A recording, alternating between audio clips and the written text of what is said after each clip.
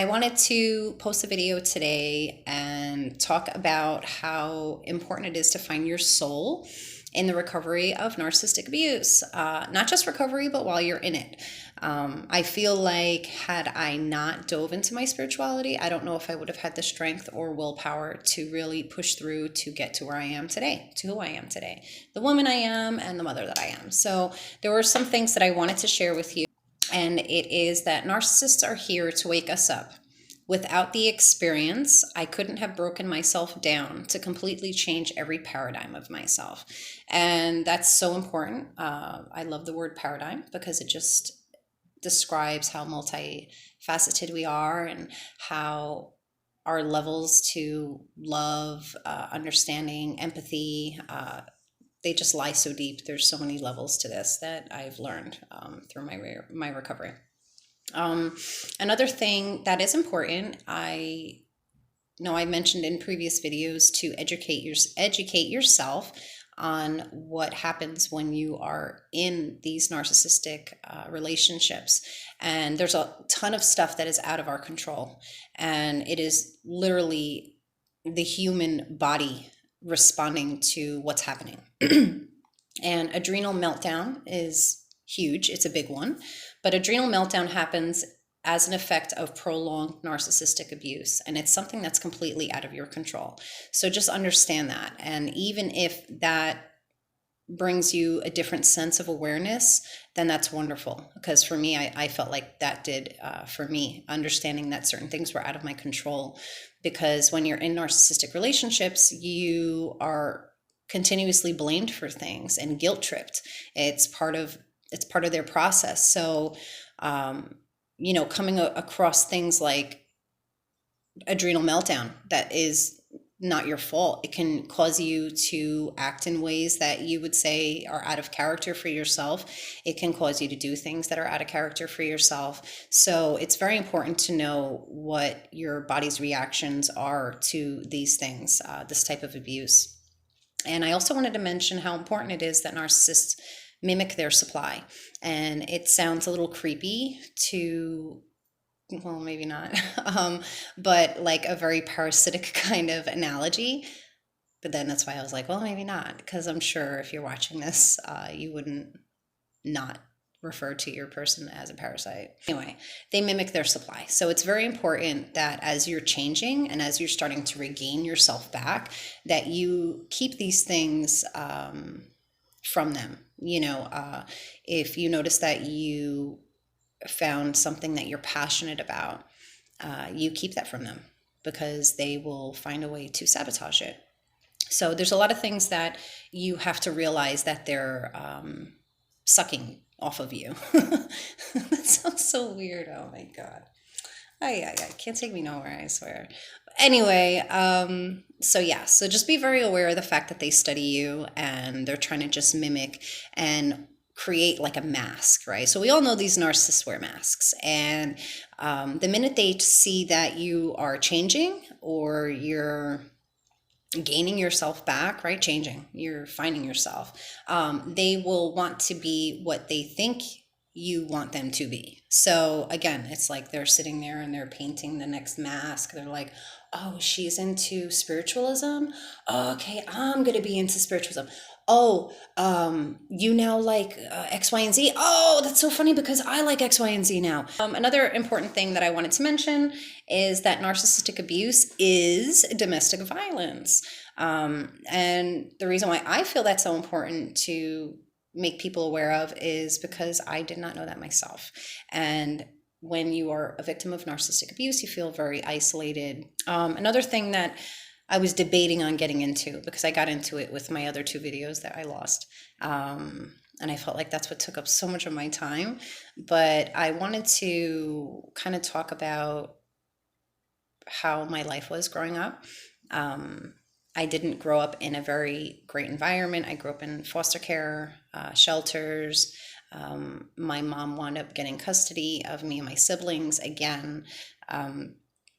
But it was just never a healthy life. And I felt like we were always getting evicted from apartments. I was constantly losing things, whether that was, pets that we had, toys, and as a kid, it's a big deal. Now we're like, oh, but as a kid, it's a big deal. And, that's where these feelings are formed. They're formed from what we go through in childhood.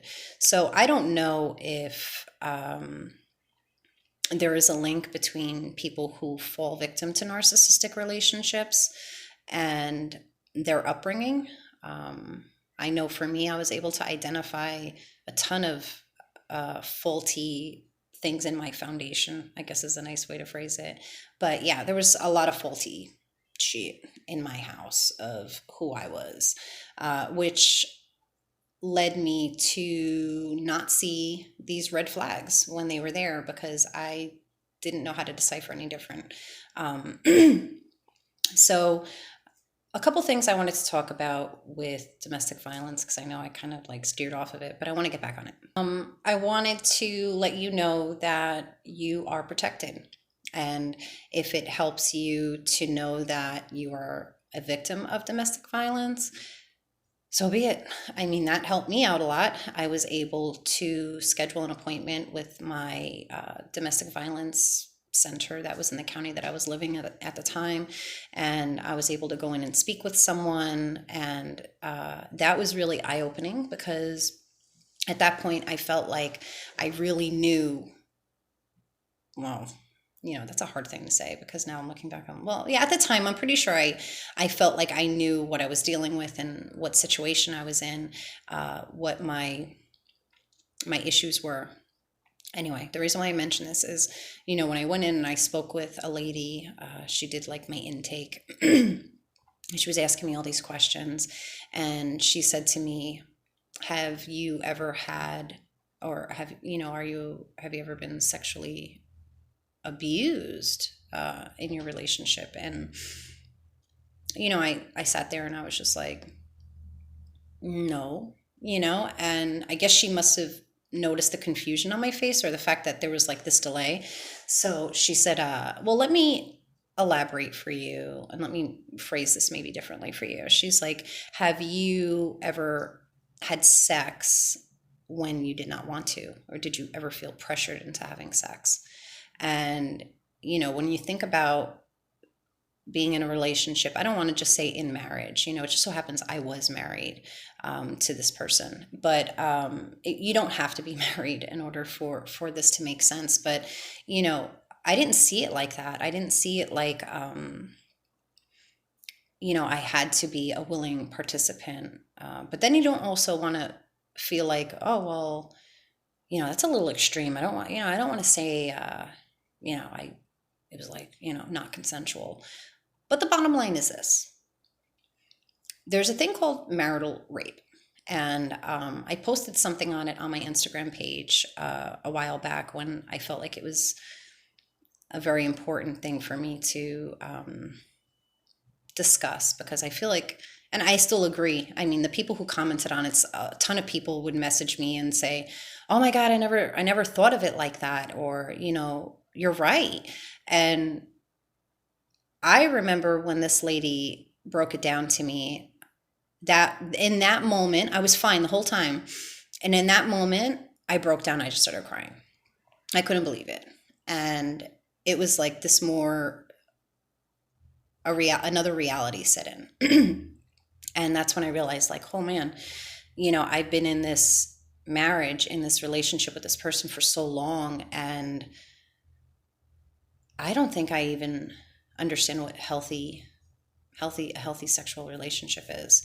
And I had children with this person. So it was an eye opener for me. But I mention it because I feel like it's very important, not only to myself, but even to the people that have expressed that they knew what I was referring to, and they felt as though it was something that wasn't discussed a lot. So I just want to mention it. Back to this domestic violence thing. I feel like I keep looking at this paper. I keep getting distracted. So yes, you are protected.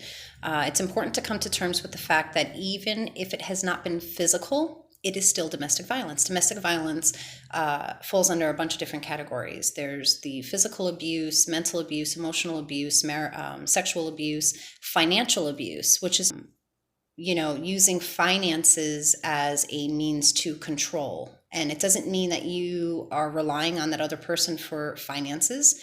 I don't want to get into like a shitload of details, but I made more money and I still was a victim of financial abuse. So if it's something that you feel you need a little bit more clarity on, I could definitely post a video on financial abuse. I just don't want to get into it too much.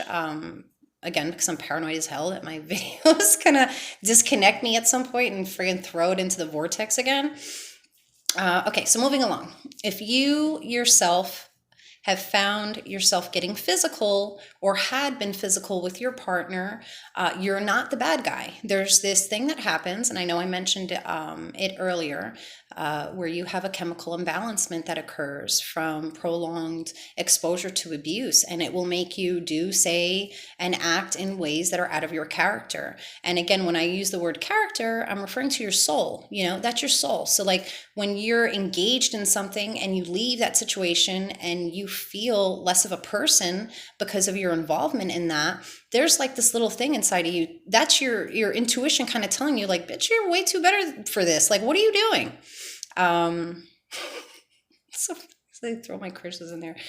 I'm sorry. Okay. So another thing that is very important in understanding how severe this type of abuse is that people go on disability for this type of trauma and the abuse that they have to heal and break away from. So that's a big deal. And a lot of the cases of emotional abuse lead to post-traumatic stress disorder. And if you haven't looked it up, I suggest you do. It's the same type of thing that soldiers experience when they come back from war. And I'm not trying to diminish anything or compare traumas of any sort. I'm just saying that that's what happens to your brain. There's a chemical imbalancement that occurs, and if you really want to look into it, there's actual brain damage that occurs the longer you stay in these situations. If there's anything in particular that I mentioned in this video that you want me to go into greater detail with, I definitely can.